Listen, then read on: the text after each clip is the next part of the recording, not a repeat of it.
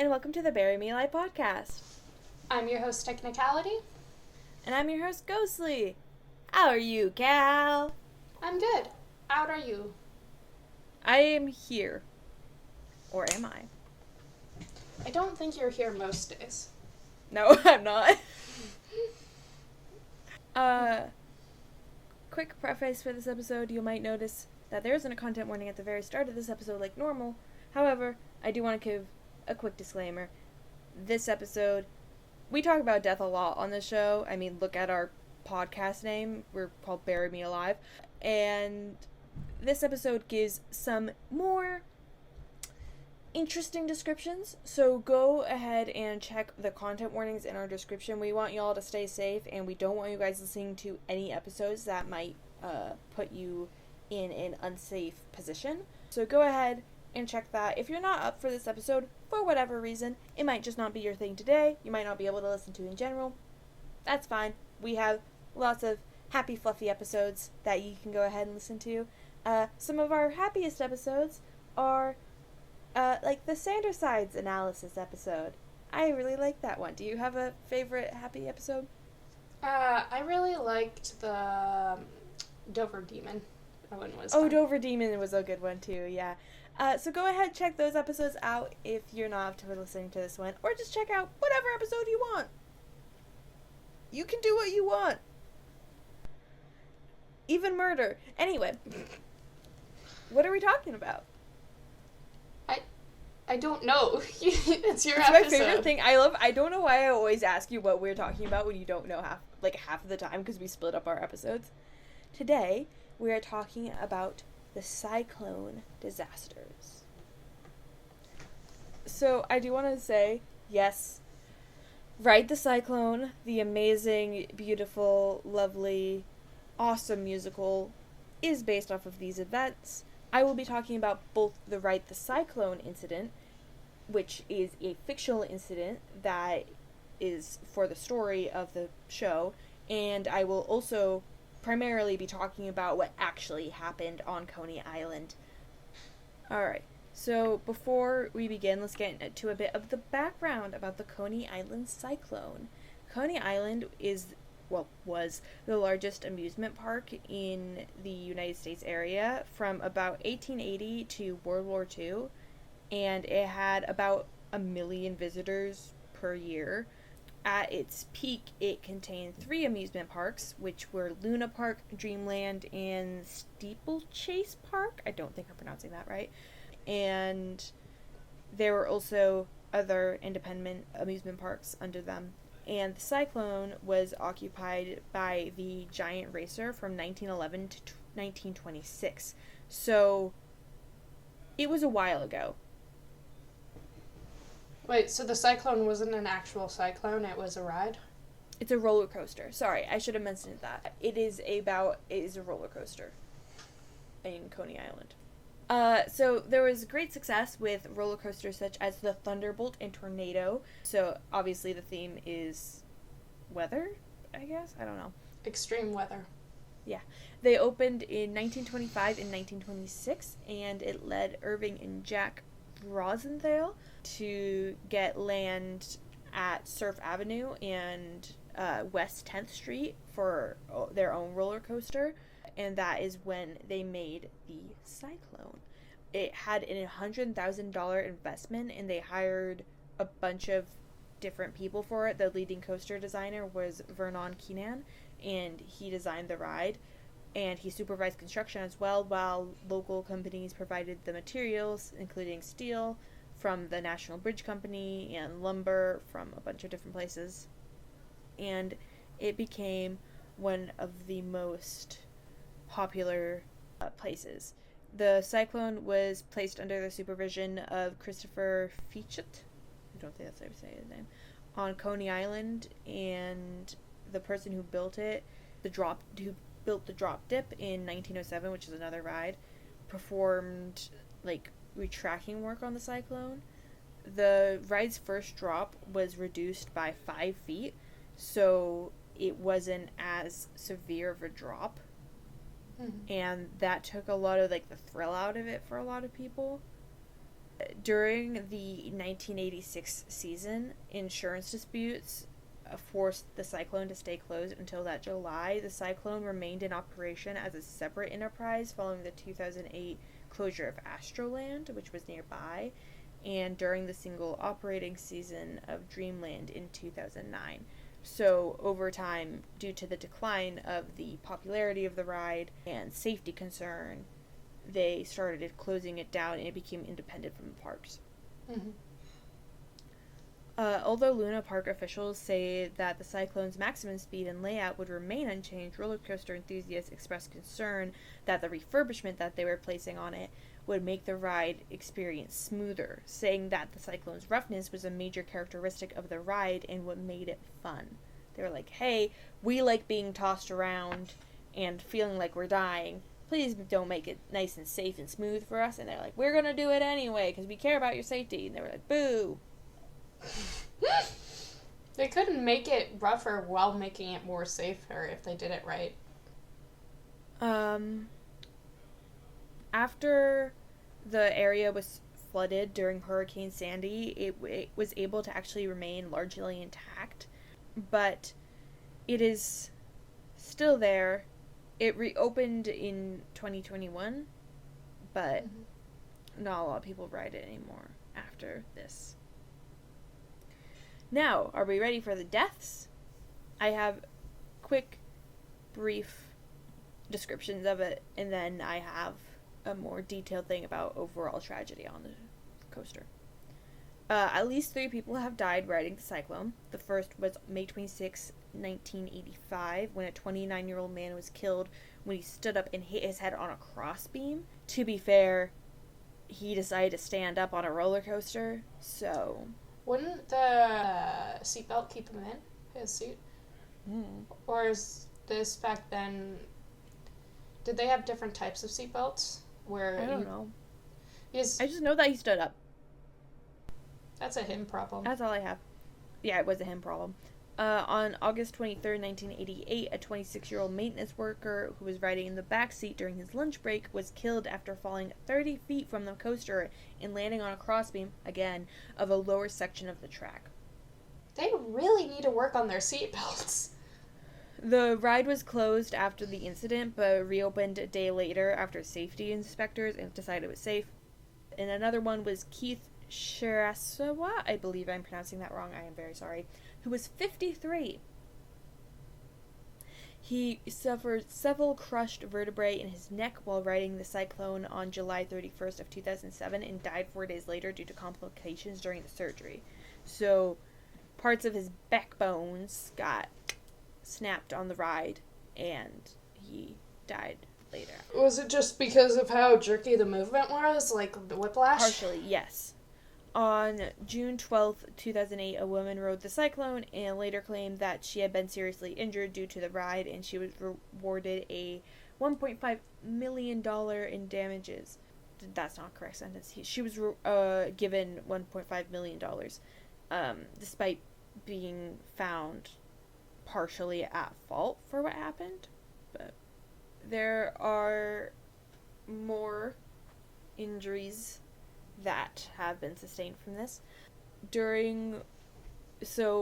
Part of what the Cyclone was a part of was something called Rough Riders, which sounds bad, but Rough Riders was a certain type of roller coaster that was very common, and in 1910, Rough Riders had a lack of safeguards, which became a huge problem during a ride. And I believe that this was, in fact, on the Cyclone. It doesn't say which coaster it was. But it turned too quickly, and 16 riders were flung from their seats. 4 of them died in the accident.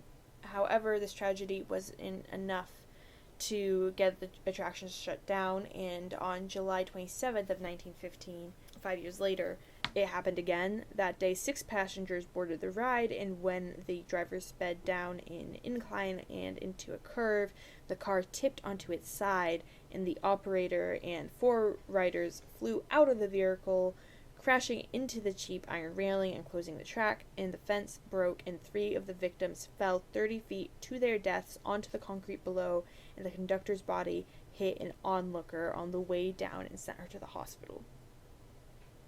So his body goes, woo, and hits a woman, and she had to get hospitalized as well. He died. They obviously. are really, really bad at seatbelts and knowing how physics work. Yeah. 2 of the riders that were tossed from the coaster did survive. Those were Claire Moles and her 4-year-old son, Edward. When the car flipped, Claire gripped the handrail with one hand and used her other arm to hold her son, and she stayed dangling above the pavement until 2 detectives who had witnessed the event climbed up the coaster's framework and pulled the pair onto the track to safety. Thomas Ward, who is the ride's manager, was arrested following the incident and charged with homicide due to not providing proper safety checks to the ride, causing in these deaths. A jury ultimately decided that the accident was unavoidable and the roller coaster itself didn't get off as easy, it ceased operation and no longer was used to be was no longer a ride. And that was in 1916, and it proved too dangerous for even the Coney Island risk seekers.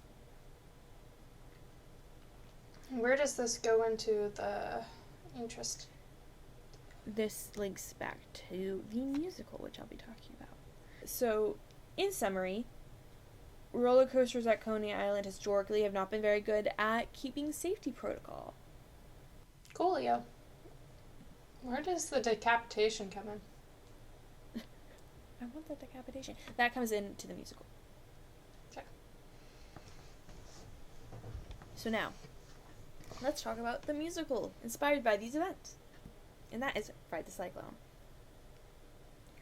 I am reading this from Tumblr, who gave a user called Unapologetic Jane Doe Obsessor. Love that name. Wrote out the story of the lead up to the main point of the musical, and it talks about the incident itself. So I will be reading that. Wait, are we allowed to directly read from someone else's thing? I will be paraphrasing, and Okay. it will be linked in our sources. Got it.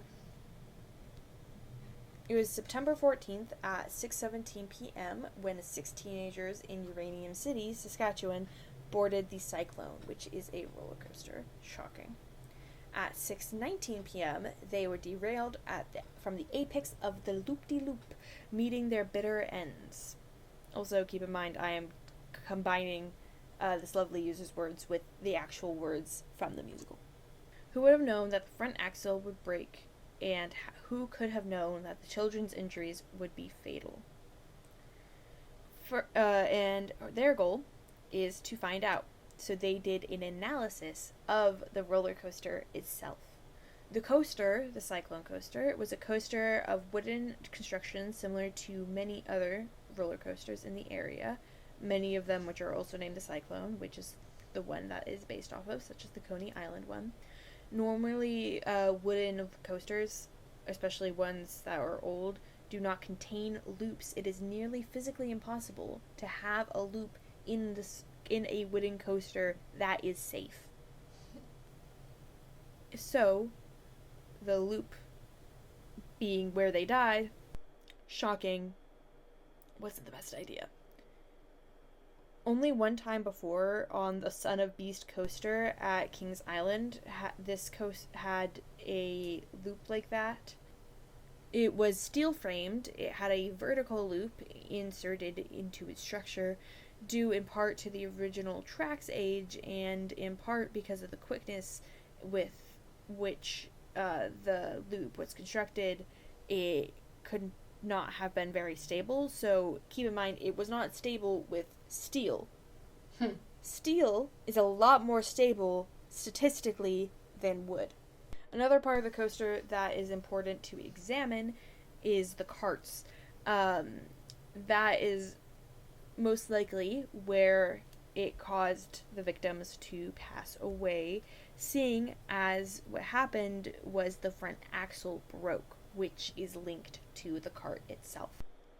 The Cyclone's carriage is made up of 2 parts jointed in the middle. Each section seats 6 people with 3 rows of 2, and the St. Cassian Chamber Choir, which are those who passed away in the musical, sat in the front of these 2 cars, leaving the other completely empty. So when the vehicle derailed itself at the apex of the loop-de-loop, after the front axle broke, given the timing of this break, coupled with the quality of the loop insertion, it is their belief that the hardware for the carriage was worn down each time it switched from wood to steel. So each time they went over the tracks, it wore it down, causing it to break. This person's analysis is so thorough. It's amazing. Now, talking about the victims. I will give a quick description of each of the victims before we talk about how they play a part in the accident itself.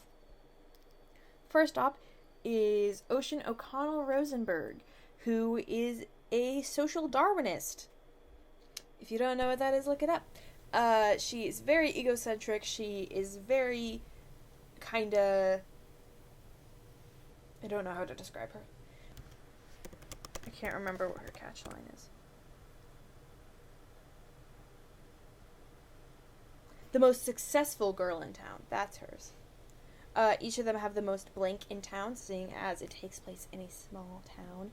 And Ocean's is the most successful girl in town.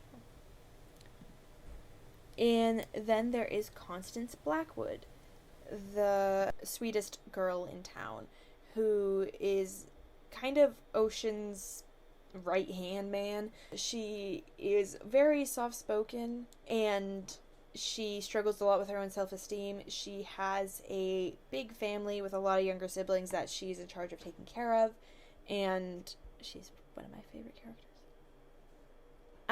Then there's Noel Gruber, the most romantic boy in town. That is a sentence. Hang on, sorry. My thing just glitched. Noel Gruber is the most romantic boy in town. From a young age, having a great love in artists like Shakespeare and being the only gay boy in town. Relatable. And his song that he has in the musical is called Noel's Lament, which actually I believe became like a TikTok trend or something along those lines. So if you hear, I believe the audio of the clip is, it's like, I don't know where to find him, officer, but if you do, please ask him to return the pretty knife I stuck 10 times in his back. And I sing songs until the break of dawn. I embrace a new man every night. My life's a never-ending carnival. A world of boozy, floozy, flashing light. I want to be that girl. I want to be that girl. Sorry. And that's kind of his character. Then there is Ricky Potts, the most creative boy in town. He is actually pretty good disabled representation, and he is nonverbal, but he has like all these amazing, crazy worlds inside of his head that we get to hear, because in the afterlife, he can talk, and so we get to hear about all the stories and stuff that he had locked up inside of his head that he couldn't say, and it's so good. I love Ricky.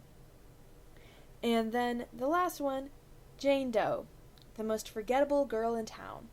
If you guys don't know what a Jane Doe is, it's similar to a John Doe, which is the name given to a victim that is unidentifiable. So, we don't know who Jane Doe is. It just means that her body was found, had female anatomy, so she was dubbed a Jane Doe. So let's get into the analysis of how they are placed matters. It is important to note the order in how they were seated, as positions can affect the injuries and the type of derailment as talked about in the actual cases and articles I talked about. So there is Ocean, who was seated in the front right-hand seat, and she was the one who didn't want to get on the ride. She was like, I don't know, guys, I don't really want to do this, and they're all like, oh, stop being a baby, so she did it. That's called peer pressure, folks. Don't fall for it. And for her, she received minimal injuries, despite, death. Since she was sitting... minimal injuries despite death? She died, but no, she died, but, like, it wasn't, like, her legs also broke or something else. Mm. Like, she died, but she wasn't decapitated. She died, but her arm wasn't cut off, you know. Yeah. I don't know, I'm just listing, like, parts of your body being cut off, but you get the idea. Yeah. It was likely that she hit the surrounding track with a lot of velocity, so she fell straight down, hitting the track below, and likely hit in the torso, just because it's the biggest part of the body. Broke a few ribs, experiencing lung puncture, cardiac seizure, and a broken spine, probably. Just, you know, the usual. Mm-hmm. This means she experienced minimal pain in the moments before her death, but most likely still experienced great amounts of shock and fear. For Constance, who was sitting to Ocean's left, so the left-hand side of the front seat, she also had similar injuries, but not quite like Ocean's, because she would have been to the left, so she also probably would have fallen off of the track, but she might have hit one part of the track first, breaking a limb or two, before hitting another part of it, which would cause her death. Ultimately, she would also suffer from the similar things, such as cardiac seizure, as it is the most common cause of death from falling. So when someone falls and they die, it's likely because of cardiac seizure. And yeah, she died. Those in the second row would likely experience slightly worse injuries than those in the front. The front has a lot more safety precautions than the back. I don't know why. But those in the middle were Noel and Ricky. Or, I lied. So those in the second row was Misha. Oh my god. Misha, who is the most angry boy in town. He was sitting directly behind Ocean on the right side, so he would have almost entirely, like, gone past the tracks. Almost. He probably would have hit some of the tracks, sustaining head trauma, possibly a broken neck, before landing on the ground beside the coaster, because he landed on the concrete, not on the tracks. So he probably hit some stuff, but he didn't die until the end. He probably wouldn't have been able to move, both from deficits due to brain injuries and the shock. And then there's Noel, who, I love their description, his violent delights had a violent end. He had a pretty short one. He had direct impact with the track, but flipped mid-air. His legs, hit the impact, so it all went to his legs, breaking immediately, and the bones punctured his torso, cut up his organs. Did fun stuff. Mm-hmm. And then in the back row, Ricky was sitting behind Noel, and to his right and to the right side of the cart, he would have experienced some of the worst injuries for a lot of different reasons, because one, the back of the row has the most force, and he would have been, flung with the most velocity out of the vehicle, and also due to Ricky's disability, he has a degenerative bone disease, so he's smaller than a lot of the rest of them, and his bones are more fragile and more prone to breaking. So by him flying out the farthest and the fastest and the hardest, and he didn't have the same kind of bones to withstand that force in the first place, he flew past the loop straight towards the ground, and every single bone in his body was likely broken, and internal bleeding, and a lot of other stuff. And the last victim had the worst, being detected to be decapitated. Her head was never recovered, so we don't know who she was, and not much is known about her because they were unable to identify her. She was sitting next to Ricky and behind Misha, so she probably flew with a similar trajectory to Ricky, but collided with the loop instead of passing by it due to the side she was on.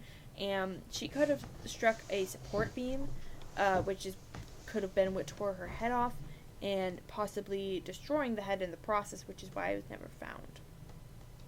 I feel like decapitation would be the best, because then you're just instantly dead.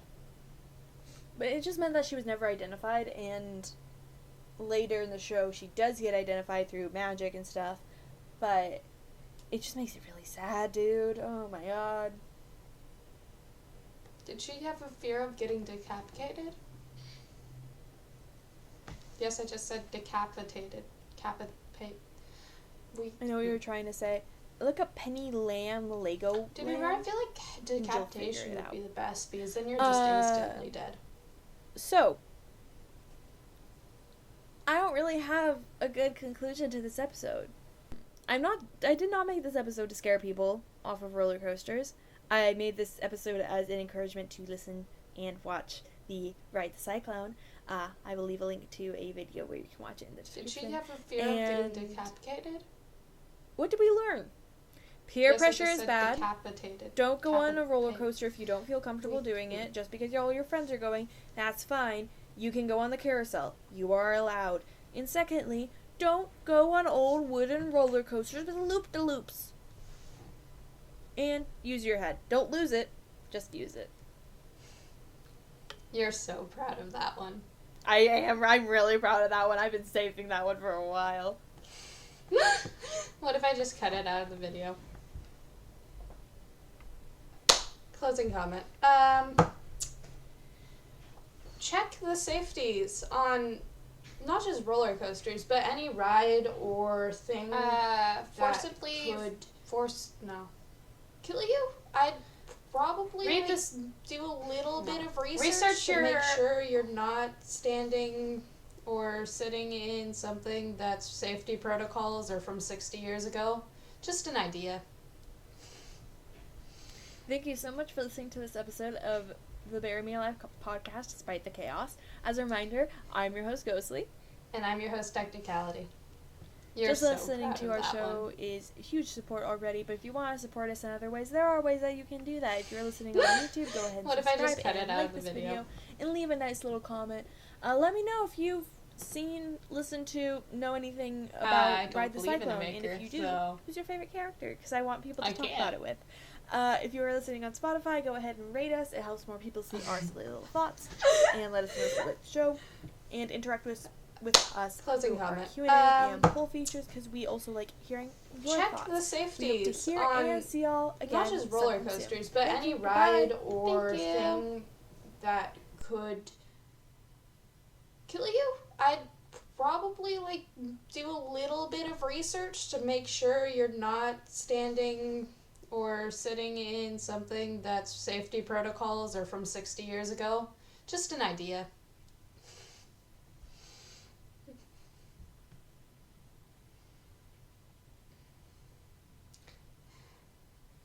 And I'm your host, Technicality.